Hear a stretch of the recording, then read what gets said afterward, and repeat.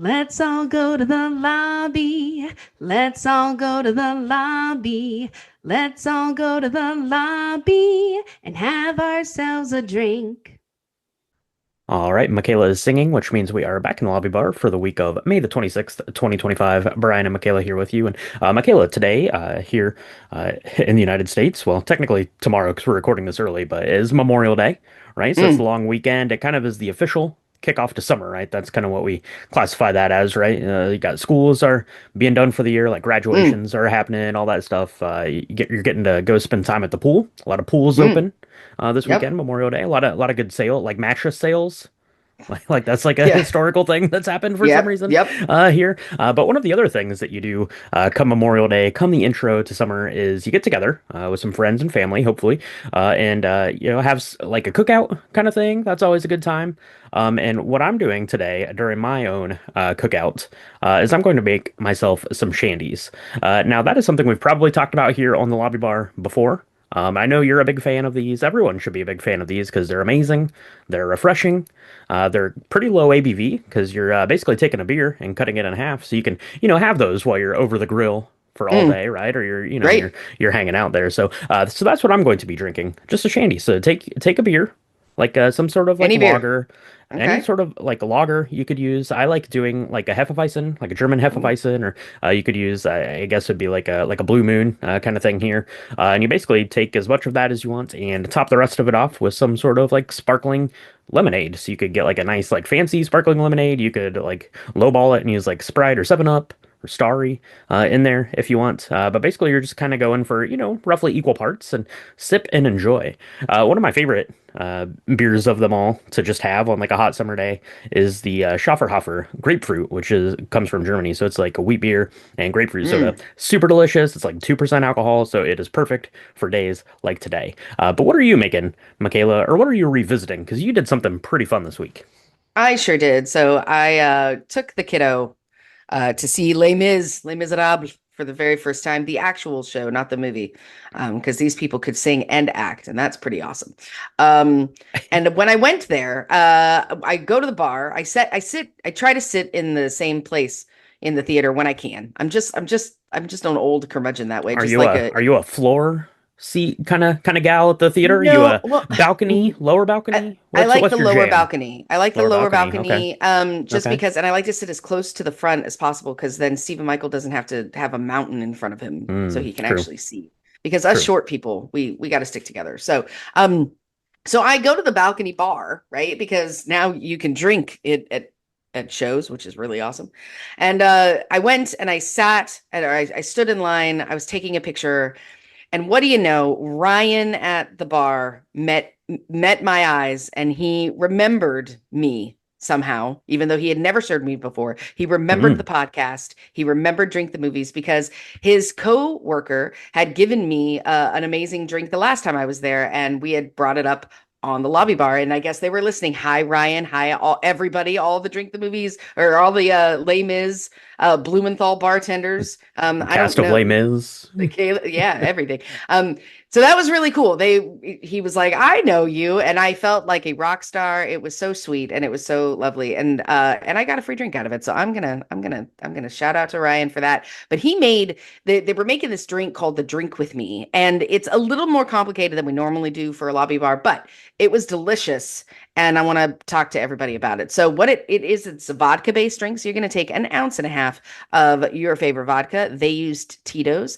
You're going to add an ounce of cranberry juice, half an ounce of lime juice. So this is already looking like a Cosmo. I get it. But then you're going to add a quarter of an ounce of either a peach syrup, or if you want to like muddle a peach because it's summertime, muddle a peach at the bottom of your glass before you start this whole shenanigan off. That's going to give it like some extra sumptuousness. It's going to add some sweetness. It's going to be really, really delicious. And then you're going to top this with Sprite. So this is not a Cosmo. It is, in my opinion, much better. It's definitely going to have the summer refreshingness. It's a little bit of a different take on the vodka cranberry that everybody really knows from I don't know, their days in college when that's all they had. This was really delicious. Thank you, Blumenthal Theater, for existing. Thank you to all the bartenders for making amazing drinks. Thanks, Ryan, for recognizing me. I don't know how you did it, but because it was insane. I have to say, that's never happened to me before in my life, and it was really Michaela really cool. Michaela So was starstruck by herself. I love that. Yeah, that drink sounds pretty good. I mean, it sounds, kind of like something you would get at a theater, right? And I like there at the theater, and I assume that most like musical theaters that have any sort of program probably try to do that and kind of tune something in to what you're seeing. That's pretty fun. They do that at our movie theater sometimes, but luckily they had all the ingredients there on hand. I like the addition of the peach here. That's pretty nice. Summers it up a little bit, and you residing in South Carolina there, Georgia gets all the credit for the peach, but I think South Carolina actually outproduces them in number of peaches. So, we have Gaffney. What does Georgia have? We have a whole town whose water cooler is a giant peach.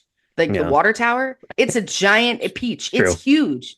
It Yeah. is the size of Texas. It's not the size of Texas, but it's It real big. looks it looks like And the peach it's emoji, and you know what the peach emoji is used for, right? So there you go. So you can see that if you're driving south on the Yep, highway. So yeah, so go ahead yep, and mix yep. one of those up, mix up a shandy. Let us know what you're drinking here for this weekend. Either here in the U.S. or elsewhere in the world. You're probably getting ready for summer too. So let us know what you're getting into this summer because we definitely need some good cocktails up our sleeves for as the days start to get hotter here. As I mentioned, we're recording this a little bit early, so we don't have like the full box office numbers, but I think that this weekend's box office could potentially be bananas. This summer of movies is going to be bananas, so I think that really, kind of looking at the summer overall, at the end of the summer is really going to give us a good indication of how healthy the movie theater industry is. Michaela, I don't know if you Mm. kind of agree with that, right? Because it's been obviously, kind of with COVID and then post COVID, and how sustainable these big huge franchises and keeping movie theaters going. So I think that this is like the opening like salvo in that, right, to see exactly Mm. how this is going to play out. But we had on Friday the box office returns. Lilo and Stitch just crushes it, $55 million, totally like swallowing up Mission Impossible: The Final Reckoning at about $25 million. There, Final Destination, Sinners, and Thunderbolts round out the top five. We saw Mission Impossible: Final Reckoning at 11:30 on Friday in the IMAX, and I have to say that theater was pretty full. So I think that's a good sign, and I think that it'll probably do a little bit better numbers over the weekend. It's a long film, so not everyone Yeah. can go see it at 11 on a Friday, but school's out, summer started, you got the 3-day weekend, so could be huge numbers. Are you hearing anything about Lilo and Stitch, or any quick notes you want to say about the Final Reckoning, like our theater experience? We're going to be talking about it on the main show, so don't really want to get into the movie too much, but. I want to give a shout out to Ian, who's our bartender. Yeah, shout out to Ian. Unfortunately, they didn't have any of the things to make the Mission Impossible drinks. The Regal actually had some Mission Impossible drinks, but they apparently didn't send anybody any of the things to make the things except for the cool like Patron bottle. I'm Oh gonna make a yeah. drink out of this Patron bottle. So we purchased a drink just to take the bottle home, and thanks to Ian for that because he showed it to us, and I immediately was like, oh, I have to have it. So I'm gonna figure something out. I'm gonna make a cocktail with this thing. It is the coolest little bottle, plastic, but it's like a cup with like a straw thing in it. It's really neat. I'll take a Mhm. picture for the pod, but that was really cool. Yeah, Mission Impossible. I think it's going to do really well. Everyone I've talked to this weekend is going to see it. They just didn't see it this weekend because they had to figure out a 3 hour window, which is really a 4 hour window because of how long it takes Hmm. the previews and Previews and stuff to stuff, yeah. occur. And so, it's just a lot, right? It's a lot, and we're going to talk about that this week, whether or not it's worth it. But yeah, I think it's going to do pretty well. Lilo and Stitch it was almost a foregone conclusion. I thought that it was going to do super well because you're definitely not gonna have the same audience going to both. I don't Mhm. necessarily think, right? This is not a Right. Barbenheimer thing, where I don't think the phenomenon quite is gonna happen for this that it happened for Barbenheimer. Yeah, probably not. Probably not. So we've got that. We do have a new kind of entry here this week in terms of bigger films. We'll have to see if that does anything to take a bite out of those box office dollars there for that coming up this week. So we've got a couple of new things. We've got a horror film thing from A24 is coming out. I don't know. It looks pretty scary.